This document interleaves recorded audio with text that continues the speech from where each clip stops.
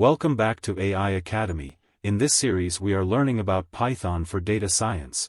In our last lecture we have explored about Python control structures and functions, and we have seen the modular way of transforming data for better readability.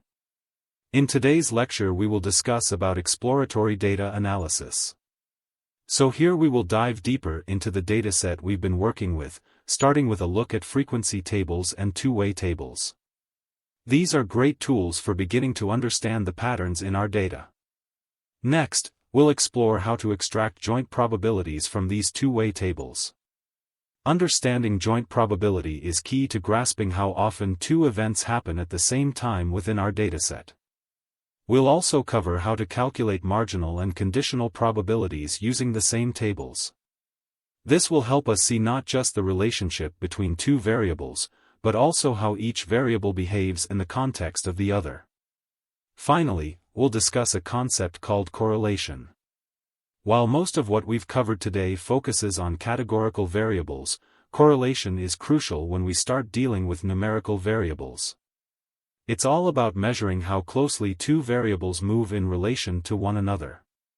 By the end of this lecture, you'll have a toolkit of methods for analyzing both categorical and numerical data, helping you to uncover and understand the relationships within your data. Let's get started. Alright, let's dive into how to create a frequency table and why it's a crucial tool in our exploratory data analysis toolkit. But first, what exactly is a frequency table? It's a way to see how often each category within a variable appears in our dataset. This helps us understand the distribution of categories and begin to analyze relationships between variables.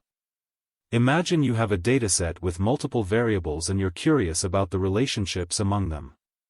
It's not practical to examine all variables at once, so we tackle them one by one. For instance, we can explore the relationship between categorical variables using cross-tabulation. If you're focusing on just one categorical variable, a frequency table is your go-to method to analyze it.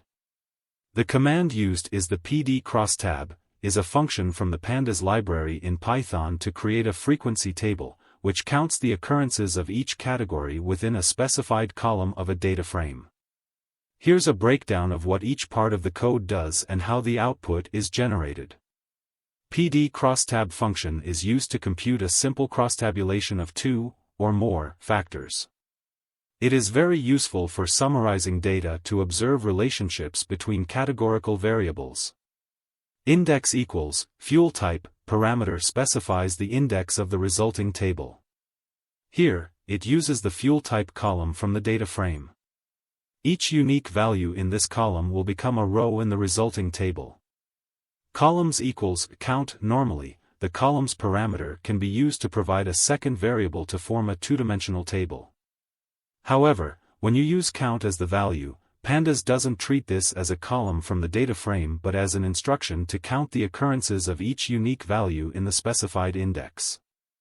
Drop NA equals true parameter tells pandas to exclude any rows from the data frame that have missing values in the fuel type column.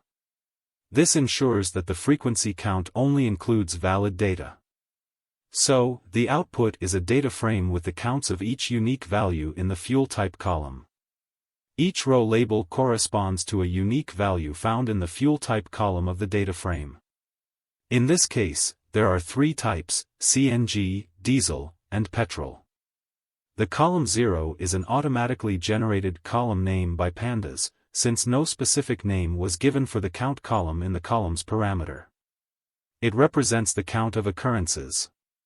And the values, 15, 144, and 1177, represent how many times each fuel type appears.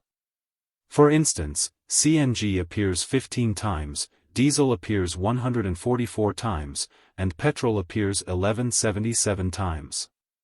We can see that most cars run on petrol, a few on diesel, and even fewer on CNG. This frequency table is very helpful for understanding the distribution of categories within a single variable in your dataset, which can be crucial for exploratory data analysis, especially when preparing data for further statistical analysis or modeling. This approach lets us clearly see the distribution within one variable. But what if we want to analyze the interaction between two categorical variables? We can add another variable to our crosstab and examine their relationship further. This way of analyzing data helps us to not only understand the frequency of categories but also how these categories relate to others in our dataset. Alright, now let's explore how we can analyze the relationship between two categorical variables by using two-way tables. In this example, we'll look at the relationship between gearbox and fuel types in cars. Previously, we focused solely on the distribution of fuel types, but this time, we'll dive into how gearbox vary with different fuel types. Gearbox types in our dataset are categorized into two groups, manual and automatic. These are represented in our data with a variable named automatic, where 0 indicates a manual gearbox and 1 indicates an automatic gearbox. To create a two-way table that shows this relationship, we'll use the PD crosstab function from Pandas. The code you provided uses the PD crosstab function from the Pandas library to create a two-way table, which crosstabulates two categorical variables from a data frame to show the relationship between them. So, in this case, the syntax, index equals df1, automatic, parameter sets the rows of the resulting table based on the automatic column in the data frame. This column represents whether a car has an automatic gearbox represented by 1 or a manual gearbox represented by 0. Columns equals df1, fuel type, sets the columns of the table based on the fuel type column. Each unique value in this column will form a separate column in the resulting table. And the output is as a two-way table. The row labels represent the values found in the automatic column of df1. The label 0 likely represents cars with manual gearboxes, and 1 represents cars with automatic gearboxes. The column headers are the unique values from the fuel type column, showing the types of fuel used such as CNG, diesel, and petrol. Each cell in the table shows the count of cars that fall into the corresponding combination of gearbox type and fuel type. For example, there are 15 cars with a manual gearbox that use CNG, and there are 144 manual gearbox cars that use diesel. Interestingly, there are no automatic gearbox cars that use CNG or diesel, and all 73 automatic cars use petrol. This pattern tells us that automatic gearboxes are predominantly found in petrol cars, with very few or no automatic options available for CNG or diesel cars. This type of table is incredibly useful for understanding how two categorical variables interact. For instance, from this output, you can infer that cars with automatic gearboxes in this dataset are only available with petrol engines. This information can be vital for market analysis, product planning, or even customer profiling, offering clear insights into the combinations of features available in the dataset. Our analysis a step further by converting the numbers in our two-way table into proportions. This conversion is what we refer to as calculating joint probabilities. But first, what exactly do we mean by joint probability? It's the likelihood of two independent events happening simultaneously. For example, the probability of a car having a manual gearbox and using CNG as fuel. To calculate these joint probabilities using our two-way table, we'll continue using the Pandas PD crosstab function, but we'll add an extra parameter, normalize equals true. This parameter changes all the numerical counts in the table into proportions of the total, giving us the joint probabilities across our categories. With this adjustment, the output of our table now shows proportions instead of counts. Let's look at how to interpret this output. There is about a 1.12% chance that a randomly selected car from the dataset is manual and uses CNG. There is about a 10.78% chance that a car is manual and runs on diesel. There is an approximately 82.63% chance of a car being manual and running on petrol. This suggests that manual petrol cars are the most common type in this dataset. There is a 0% chance of finding a car that is automatic and uses either CNG or diesel. This indicates that all cars with automatic gearboxes in this dataset run on petrol. There is a 5.46% chance that a car is automatic and uses petrol. These probabilities offer insights into how certain behaviors, based on gearbox type and fuel type, co-occur within the dataset. As they give us a clearer picture of the relationships and trends within our data, showing us not just how variables are distributed, but how they interact with one another in real-world terms. This kind of analysis can be especially useful when making decisions based on the likelihood of certain combinations occurring, like planning production lines or targeting marketing for specific car models. Keep in mind that these interpretations are based on the current dataset and could vary with different data samples or over time as trends shift. Now, let's move on to understanding how to calculate marginal probabilities using our two-way table. Marginal probability refers to the probability of a single event occurring, without considering the influence of other variables. This is particularly useful when you want to understand the standalone impact or occurrence rate of one variable across different contexts. To calculate marginal probabilities, we'll still use the PD crosstab function in Pandas. However, we'll add a couple of tweaks to the parameters to get the probabilities in the format we need. Here, normalize equals true converts the table values into proportions, and margins equals true adds row sums and column sums to the table.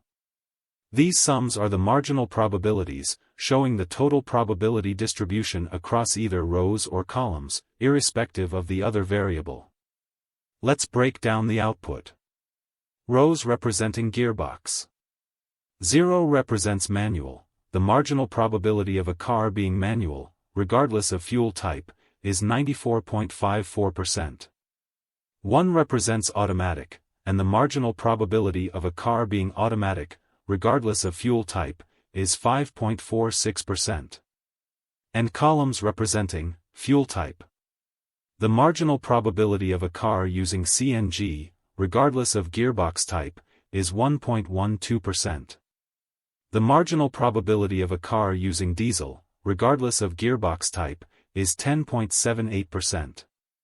The marginal probability of a car using petrol, regardless of gearbox type, is 88.1%. The sum of all probabilities in the table equals 100%, which is expected as it represents the total probability space of this dataset. By setting margins equals true, the output table not only shows the joint probabilities such as how likely two specific events can occur together, but also these marginal probabilities, giving a more comprehensive statistical view of the data.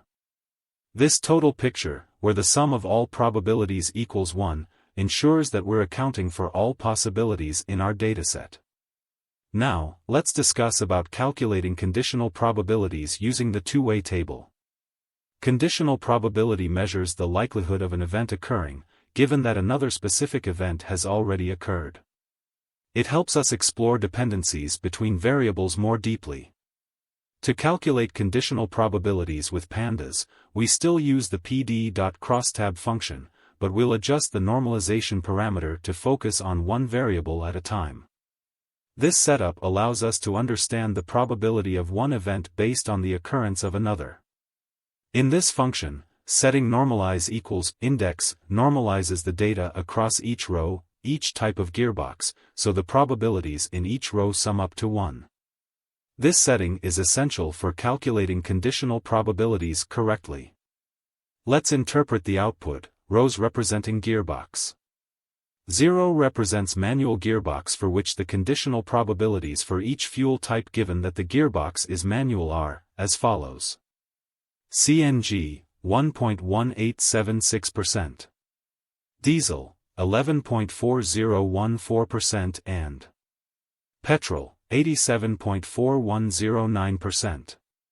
Whereas 1 represents automatic gearbox, the conditional probabilities given that the gearbox is automatic are CNG, 0%, diesel, 0% and petrol, 100%.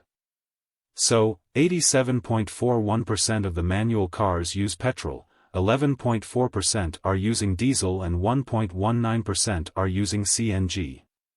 This suggests a diverse range of fuel options for manual transmissions.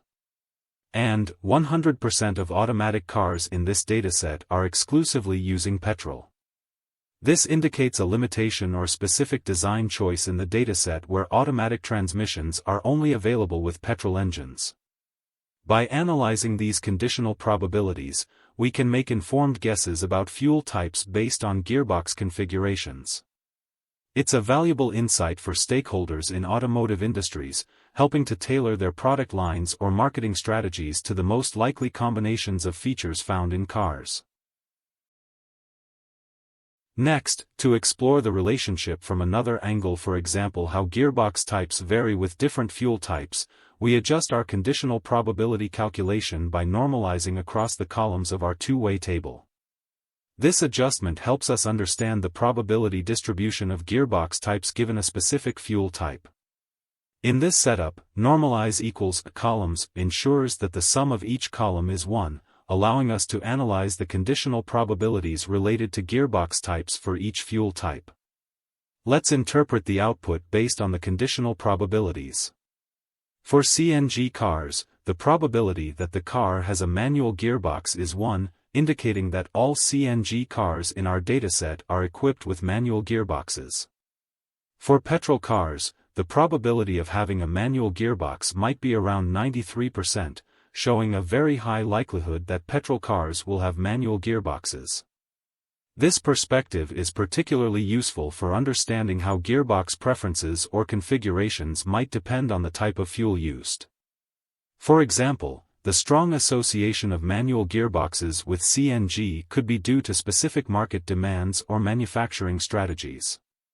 Similarly, the high prevalence of manual gearboxes among petrol cars could reflect broader consumer preferences or cost considerations. By examining the data through both row and column, we gain a fuller understanding of how two categorical variables, gearbox type and fuel type, interact within our dataset.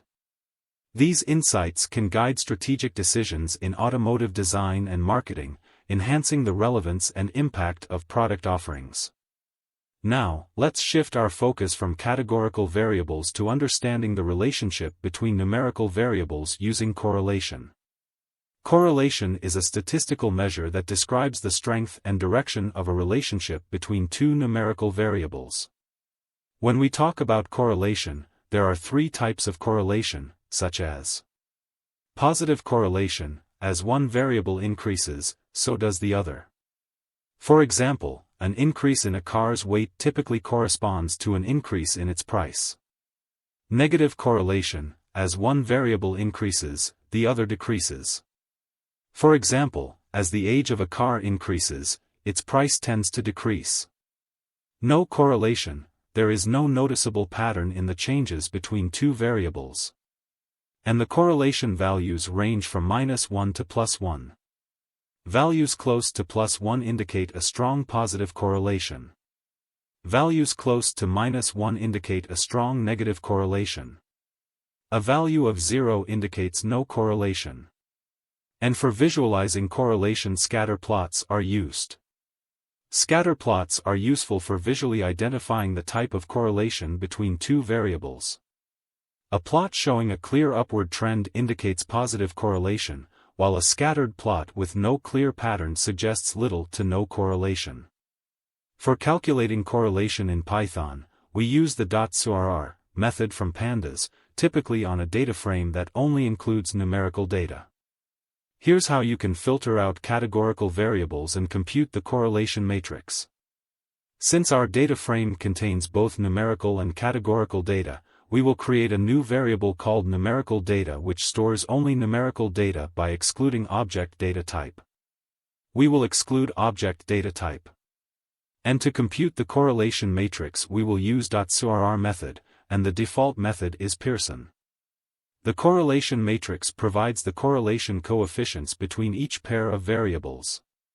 Here's how to interpret some typical values. Diagonal values, which is also called as self-correlation, are always 1. A coefficient of -0.87 between car age and price indicates a strong negative correlation. As the car gets older, its price tends to decrease. A coefficient of 0.58 between car weight and price suggests a moderate positive correlation. heavier cars tend to be more expensive. And for exploring further, you might encounter different scenarios where other correlation measures are more appropriate. Like, Spearman's rank correlation is used when data is not normally distributed or when dealing with ordinal variables. And Kendall's tau is another rank-based correlation measure, often used for smaller datasets or with many tied ranks. This understanding of correlation not only aids in identifying relationships between variables but also in forecasting and modeling decisions, especially when determining which features might influence a target variable like car price. As we wrap up this session, you should now have a solid foundation in both the visual and numerical methods for assessing correlations in your data. Let us now wrap up with a summary of what we've covered in this lecture. We started by creating frequency tables to examine the distribution of each category within a categorical variable. This helps us get a clear initial picture of our data's categorical composition. Next, we explored the relationships between two categorical variables using two-way tables. These tables provide a foundational look at how different categories interact. We shifted focus to numerical variables to check the strength and direction of their relationships through correlation. Using correlation coefficients, we identified whether pairs of variables moved together, positive correlation, in opposite directions, negative correlation, or showed no noticeable pattern or no correlation. We hope that this lecture helped you in understanding of the data and equips you with the analytical tools to conduct thorough exploratory data analysis. Thank you for your attention, and we hope this session has provided you with valuable insights into the fascinating world of data analysis. Please hit the like button and subscribe to our channel for more informative Python for Data Science course. Your support means a lot and motivates us to create more educational resources for you. Stay tuned for the next lecture, where we'll continue our journey through Python's data science course, and in next lecture we will explore about visualizing data. Thank you for watching and see you again, and happy learning.